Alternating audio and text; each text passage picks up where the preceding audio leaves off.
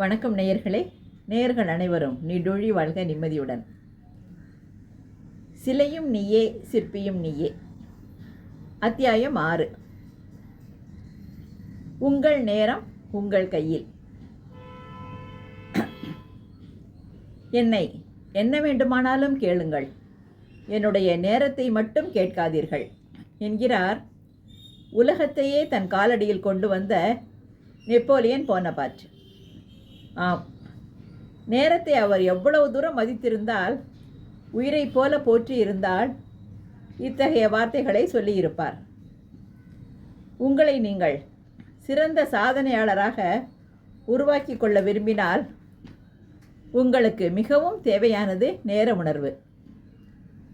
நேர உணர்வு இல்லாதவர்களை அவர்கள் பேச்சிலிருந்தே தெரிந்து கொள்ளலாம். நான் இப்போ சும்மா தான் இருக்கேன், இன்றைக்கி ஒன்றும் வேலை இல்லை, ஃப்ரீயாக தான் இருக்கேன், என்ன செய்கிறதுனே புரியலை, ஒரே போர் அடிக்குது, பொழுதே போகலை. இவர்களெல்லாம் நேர உணர்வு இல்லாதவர்கள் என்றே சொல்லலாம். பொதுவாக நிறைய பேருக்கு இந்த நேர உணர்வு என்பதே இருப்பதில்லை.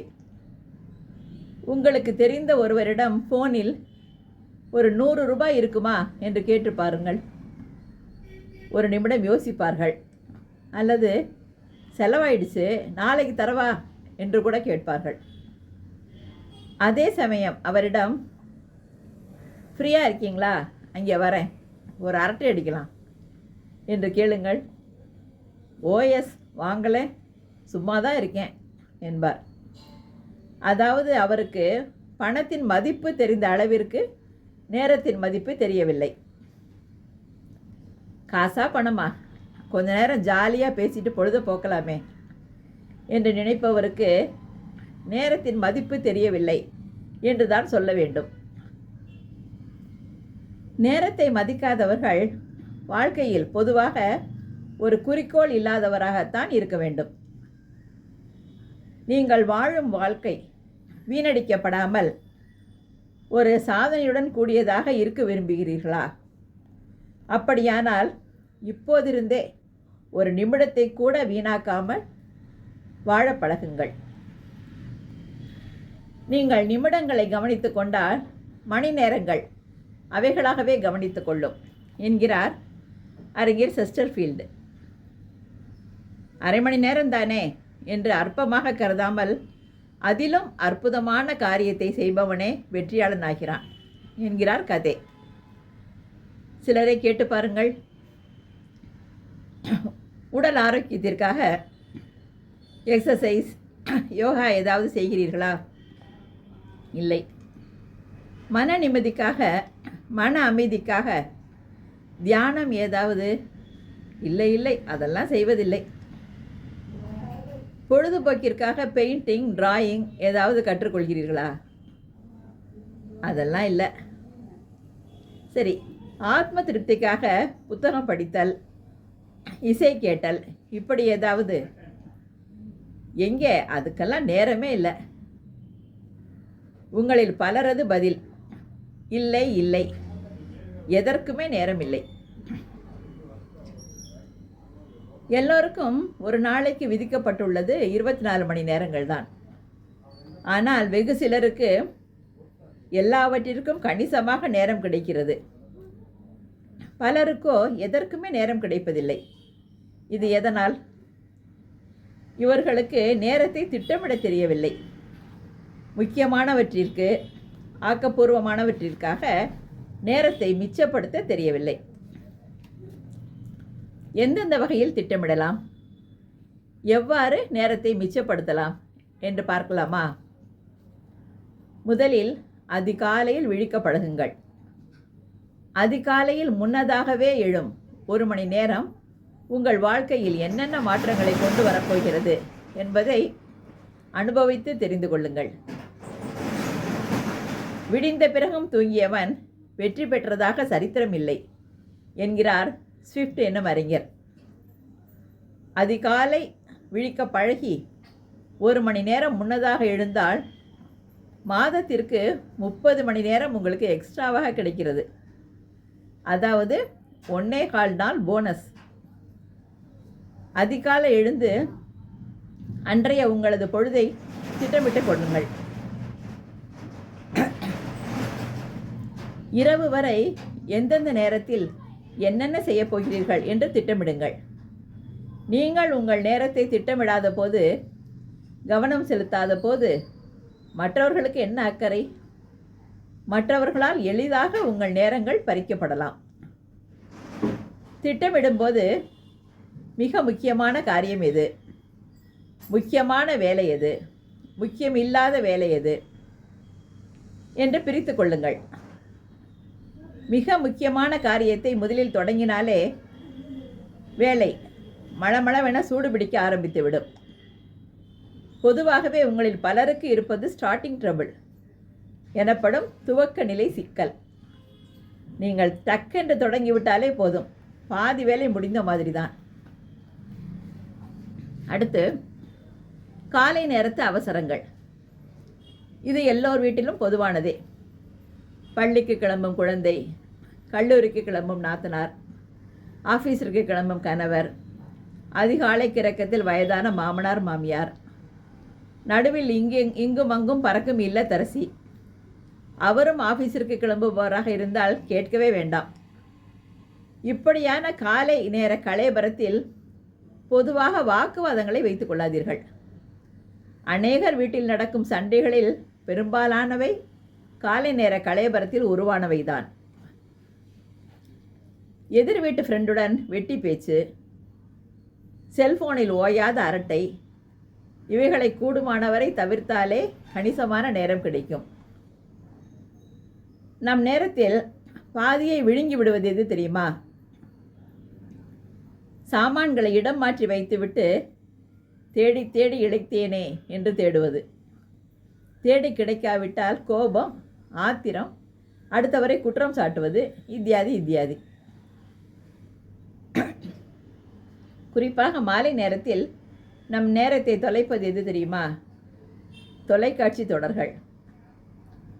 உங்கள் பொன்னான நேரங்களை அரைமணியாக கணிசமாகவே விழுங்கி விடுவதற்காக வீட்டு ஹாலில் ஜம்மென்று உட்கார்ந்திருக்கும் இதில் மயங்காதவர்களே இல்லை எனலாம்.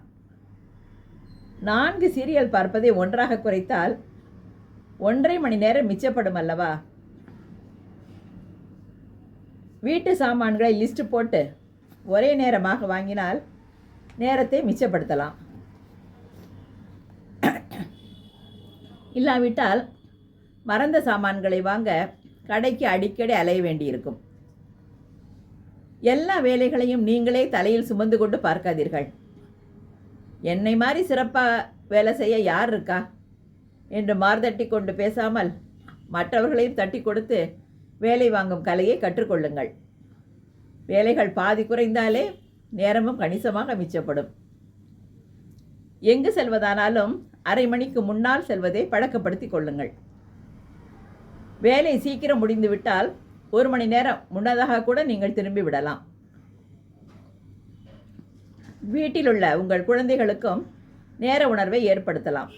அடிக்கடி நேரத்தை வீணாக்காதீங்க, இந்த நேரத்தில் இந்த வேலையை செஞ்சு முடிக்கலாம் என்று சொல்லி குழந்தைகளின் ஆழ் மனதில் நேரத்தை வீணாக்குவது மிகவும் தவறு எனும் கருத்தை பதிய வைத்துவிட வேண்டும். உங்களில் பலருக்கு எதற்கெடுத்தாலும் நாளைக்கு பார்த்துக்கலாம் என்று தள்ளி போடும் பழக்கம் இருக்கிறதா? இன்றிலிருந்தே மாற்றிக்கொள்ள முயற்சியுங்கள். நாளை என்று ஒத்தி போட ஆரம்பித்தால் குறிப்பிட்ட நாளைக்குள் அந்த வேலை முடிக்க முடியாமலேயே போய்விடும். இன்று செய்ய முடிந்ததை நாளை வரை ஒருபோதும் தள்ளி போடாதே என்கிறார் பெஞ்சமின் பிராங்க்லின். ஆர்கனைசர் எனப்படும் டைரி வாங்கி இன்றைய வேலைகள், இந்த வாரத்தில் முடிக்க வேண்டிய வேலைகள், இந்த மாதத்தில் செய்ய வேண்டியவை, இந்த வருடத்தில் செய்து முடிக்க வேண்டிய திட்டங்கள் என திட்டமிட்டு கொள்ளுங்கள். நேரத்தின் பெருமையை உணர்த்தி வலியுறுத்தி அறிவுரை சொல்வதில் முதன்மையானவர் பிராங்க்லின்.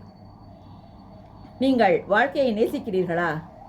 அப்படியானால் நேரத்தை வீணாக்காதீர்கள். ஏனெனில் வாழ்க்கை என்பதே அதனால் ஆனதுதான் என்கிறார். மேலை நாட்டவர் பல்வேறு துறைகளிலும் முன்னேறிக்கொண்டே போவதற்கு காரணம் அவர்களது பங்க்சுவாலிட்டி. உலகத்திலேயே முக்கியமானவைகளில் கடிகாரத்தின் டிக் டிக் சப்தமும் ஒன்று. ஒரு முறை அடித்த டிக் சத்தம் மறுமுறை வரப்போவதில்லை. நழுவி சென்ற, கடந்து சென்ற மணித்துளி கடந்து சென்றதுதான்.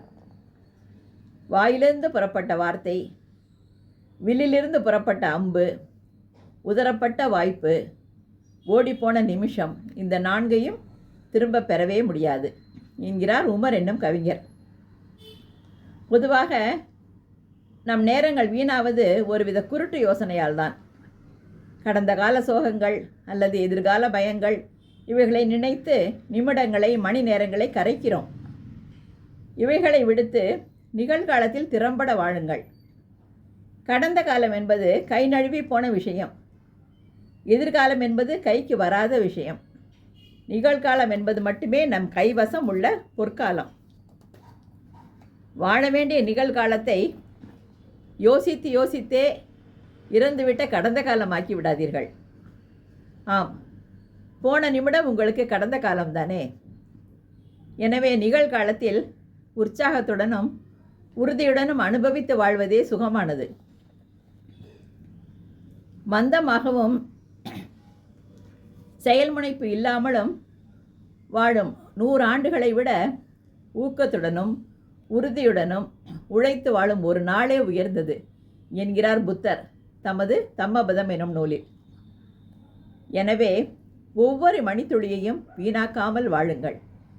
நிகழ்காலத்தை வீணாக்காமல் உழைப்பில் கவனம் செலுத்தி வாழுங்கள்.